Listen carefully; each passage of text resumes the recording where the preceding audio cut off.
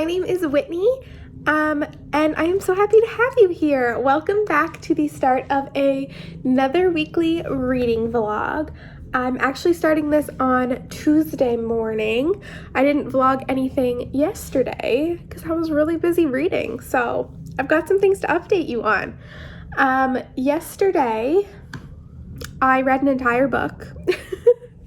What else is new? I feel like I don't update you for a day, and in that time I've read something in its entirety. This was an audiobook that I listened to that I got done completely while I was working. I had some very tedious work to do yesterday, so I just popped this on and then listened to the entire thing. And that was Beyond Closed Doors by B.A. Paris. This follows a married couple named Jack and Grace, and it starts off with them kind of throwing a dinner party, and everyone's talking about how perfect their life is and how perfect Grace is and Jack, but you can kind of tell that there's something under the surface. I just want to make sure I'm not giving spoilers. Okay, it does say this in the synopsis. So, we're kind of starting off thinking that everything is absolutely perfect, the best marriage. And then things kind of slowly get revealed, and we learn Jack isn't exactly who he said he is. And Grace is kind of playing an act too. And it's very, very creepy. Extremely fast paced. Oh my gosh, this was I couldn't put it down, which is why I finished the entire thing yesterday. I think the audiobook was 8 hours and something, maybe 8.5 hours, and I listened on 2 times speed, so it was kind of just 4 hours straight of me listening to this audiobook. But I did end up giving it 3 out of 5 stars. I thought some things were a little bit too predictable. I mean, a 3-star for a thriller is a pretty good rating for me. Just because for some reason it's hard for me to suspend my disbelief sometimes when I'm reading thriller, horror, creepy things, just because I don't know.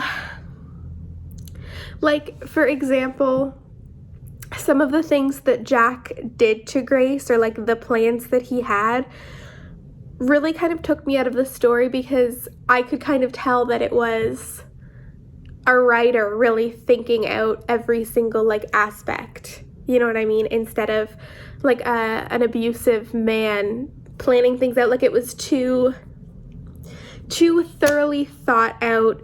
There were too many I don't know, it just felt like everything had to be perfectly wrapped up in a bow, which made the ending kind of unbelievable as well. Also, I really felt like Grace's character was a little bit lackluster. There was a lot missing, I think, with her character. I just wanted more from her, and I feel like she had more to give, but she was very I don't know, subdued, if that makes sense. There was more that I wanted her to do and try, and I don't know. It was a lot, but yeah, it just felt really predictable and really unbelievable, if that makes sense. However, it was super fast paced, couldn't put it down, really needed to know what happened. The ending kind of gave me a good feeling, if that makes sense. It was also, there's a dog. That's all I'm gonna say. It was hard to listen to. Anyway, that's what I finished so far this week. Super happy that I got that done, because I've been wanting to read that thriller for a while. I heard good things, and I'm glad I read it. I did enjoy it. As for physically, I am now on page 203 of Born a Crime by Trevor Noah, and I'm really, really enjoying this. Like I said, I am kind of taking my time with this book, but I'm hoping to finish this today or tomorrow. But yeah, I'm really, really liking this still. I still think it's going to be a 5-star. I am loving this memoir. I'm loving hearing his story and everything he's been through. And it is a good time so far. Very sad, and one thing that I have noticed is that I feel like some of the stories are told out of order. I don't know if that's just me. Like, if you've read this, let me know, but it'll be like for example, he was talking about his business selling bootlegged CDs when he was younger, and there were like 3 stories in a row. And the first one, he was talking about the middleman that he had, and then in the second story, it was like how he started making CDs and then how he got this middleman, and then the third story is like how he met this person. So I'm like, that was a little bit backwards, but maybe that was intentional and I will like it. Yeah, I am really enjoying this. I'm really looking forward to finishing this. Don't have too much more to go. I did just start another audiobook. What did I start? No Exit by Taylor Adams, which is another book that I have heard a lot about. This is also a thriller. I'm just looking at the synopsis. It says, a thriller about 4 strangers, a blizzard, a kidnapped child, and a determined young woman desperate to unmask and outwit a vicious psychopath. This sounds so good. Oh my god. Like I said, I'm not very far into it. I've listened to like 5 minutes. But I like the audiobook narrator, and once again, I'm just doing tedious work, so all day I'll probably listen to this and maybe get it done. Maybe not. This one's 9 hours. I don't know. We'll see what happens. Aside from that, what are my other reading plans this week? It's getting near to the end of April. It's April 20th today. And there are some things I want to finish up because I'm participating in Booknetathon in May, which is created by KJ from Bookish KJ, and my TBR for that is massive. I'm definitely going to film that this week, so you might see that by the time this goes up, or it'll be up shortly after. And it's a really big TBR, so I don't want to carry any books over, so definitely want to finish this. I'm still in the middle of Midnight Sun, but I don't know if I'm in the mood to pick that up. I'm a chapter into A Torch Against the Night by Sabbath Tahir. I would like to read more of that one. And I just bought the first 3 Bridgerton books on Kindle, so I would love to start The Duke and I by Julia Quinn. I've been really wanting to read this series because I loved the show. And I saw April from Aprilius Maximus just read the entire thing. And I really want that historical romance, so that's what I think I might do. And yeah, we'll just see how much we get done this week. Those are the only plans I have for the rest of April, so I think that's totally manageable. But yeah, I'm gonna go get back to work and listen to more of this audiobook, and I will update you more on my thoughts later.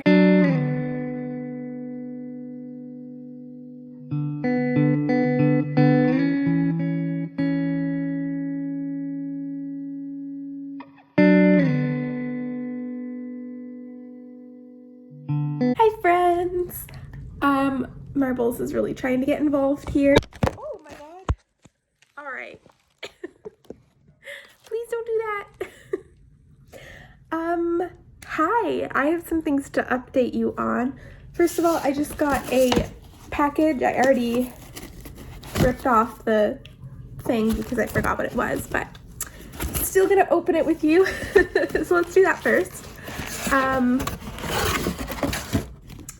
This is a book that I'm going to be reading in May, sorry. And that is Gideon the Ninth by Tamsin Muir. I cannot wait to read this. I'm going to be reading this for Booknetathon, which was created by Bookish KJ. This is one that I have been so excited for. I know it is queer and I know it is fantasy with necromancers. Like, honestly, what else could I possibly ask for? I am so excited. It's a little thick and I have a lot to read in May, but this is definitely like top priority. Oh my god, the blurb on the front. Lesbian necromancers explore a haunted Gothic palace in space. Are you kidding me? This is like everything I could have ever wanted in a book. Like, I have such high expectations. I am praying that it does not let me down.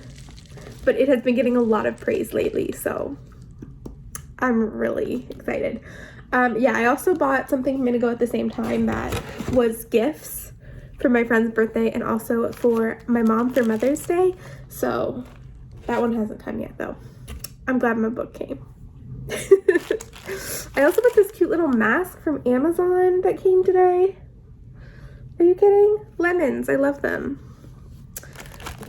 Yes. That was a little mini book haul. But also, I have some reading things to update you on if you're wondering what I'm doing. There's a very sweet cat right here. I finished Born a Crime by Trevor Noah this morning. This book, I shed some tears at the ending of this book. Oh my goodness. In my last clip, I think that I was saying that it felt like the writing was a little bit like backwards, like some of the stories were backwards. I definitely changed my mind on that by the time I got to the last chapter of this book. I think it was actually really well done. I really liked that it wasn't told in like a linear fashion. I really enjoyed that. I think it worked out really, really well. And the ending was just so like hopeful, and this was so good. I'm so glad I read this. This is definitely a favorite book of mine now. 5 out of 5 stars. I love Trevor Noah. This was so great. Highly recommend you read this if you haven't already. I also made some progress in some other books. So the current audiobook I have on the go is No Exit by, I think, Taylor Adams, if I'm not mistaken. And this is a thriller following a girl who's traveling home during a blizzard, and she has to stop at a rest stop and discovers that one of the people that she's trapped at this rest stop with has kidnapped a child. And it's pretty juicy. I think I have about 2 hours left of the audiobook, so I'm almost at the end. And a lot of stuff has happened. There has been quite a few plot twists. I do really like the main character, but I'm kind of at the point now where I'm like, all right, I kind of just want things to be wrapped up now, because sometimes it feels a little bit repetitive when there's like escape attempt after escape attempt after escape attempt, and each one is like stopped by the enemy, and it's just happening over and over and over again, and that's kind of what the plot has been so far. So I'm just kind of like, okay, let's get to a resolution here. I'm ready. And also, some of the plot twists are a little bit like obvious. Like I saw a couple of them coming because of hints that were dropped, but they were like too obvious. You know what I mean? So anyway, those are my thoughts on that. I also started the first Bridgerton novel by Julia Quinn, The Duke and I. I'm a couple chapters into that, and I'm really liking it so far. That's all I have to say. I'm really excited to read this book. I really liked the TV show. Yeah, that's all I have to say. I would love to finish A Torch Against the Night by the end of the month. I don't know if that's going to happen. It's the 21st today. And we'll see. We'll see what happens. I need to film my TBR, which I will probably do tomorrow. And yeah, that's everything. I will update you when I finish my audiobook, because I'll probably do that today. But yeah, that's all I have to say. See you later. Happy Friday, finally. Oh my goodness, this feels like it's been a long week. But I finished my audiobook yesterday, which was No Exit by Taylor Adams, I think. And I was overall like pretty disappointed by it, which I'm really sad to say. I really didn't like the ending, and I felt like it was just such an annoying game of like cat and mouse. And sorry, I just got a text, I got distracted.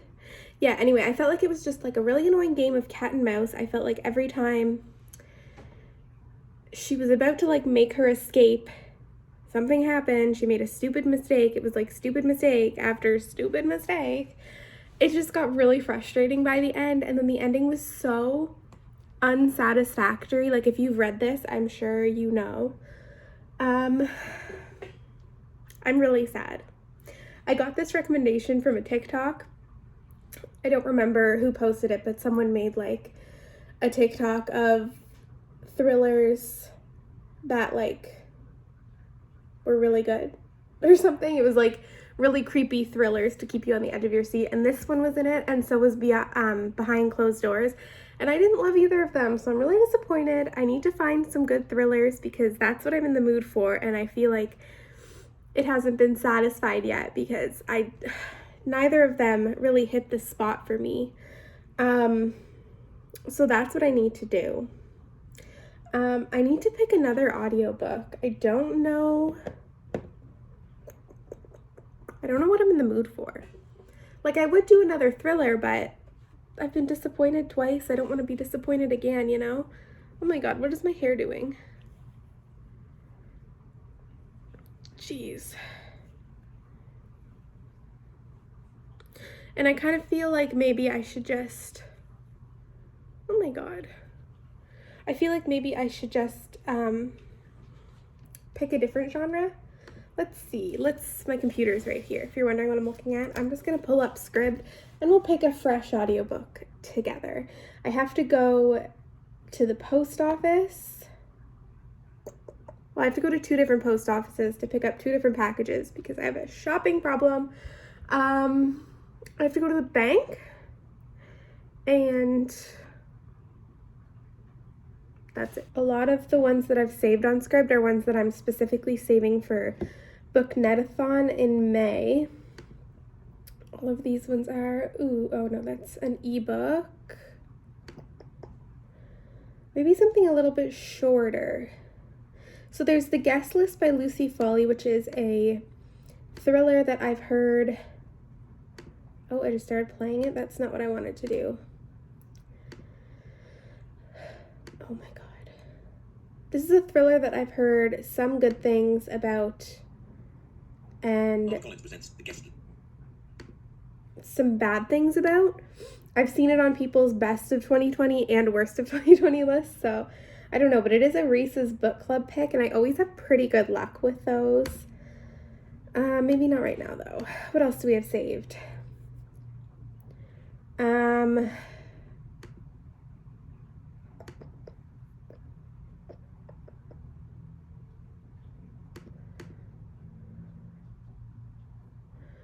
Oh, Honey Girl by Morgan Rogers is one that I really wanted to listen to. I know it's queer, and I've heard some really good things. It's 10 hours, that's fine. That is a good option. Oh, Concrete Rose by Angie Thomas is one that I haven't gotten to yet, but I've really wanted to.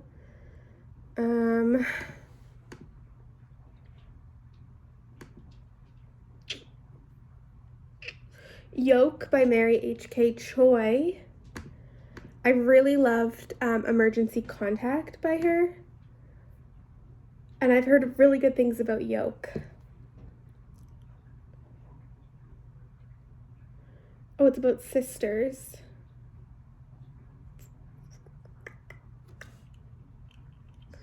From Korea. Oh, one of them gets cancer. That sounds really sad. This one's 13 hours. Oh.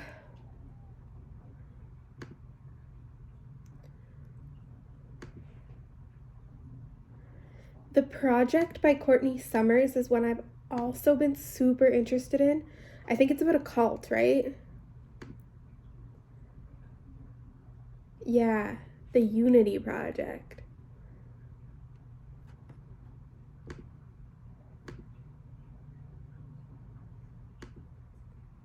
I'm going to post a poll on Twitter and get some opinions.